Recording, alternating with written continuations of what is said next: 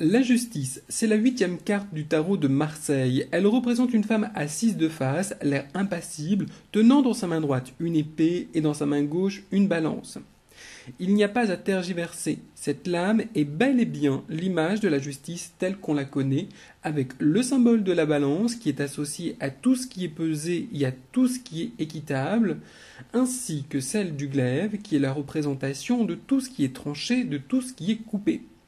Ainsi, cette carte veut dire que le traitement d'une situation ou d'une affaire, qu'elle soit de cœur ou professionnelle, devra suivre une procédure particulière et surtout être en accord avec une ligne de conduite précise. La justice invite donc à ne pas brûler les étapes et à faire les choses dans l'ordre.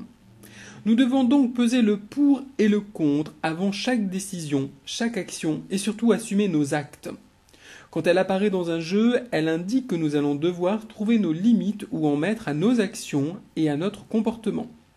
Elle est donc là pour encadrer, pour cadrer, pour définir, pour officialiser et pour protéger. Ainsi, même si elle paraît austère, en réalité elle ne l'est pas. Avec elle, la vérité fait jour, c'est donc une carte de mise en lumière, d'éclairage sur un problème ou une situation donnée. Le regard droit et fixe de la justice indique qu'elle a une image claire de la situation et qu'elle est capable de prendre des décisions objectives et de faire les bons choix. Sa valeur numérique est le 8, ce qui représente la concrétisation, le développement des pouvoirs de l'individu, la connaissance des règles du jeu de la vie, mais aussi les remises en question, la réflexion et les interrogations. En astrologie, elle est associée au signe de la Balance et à Junon.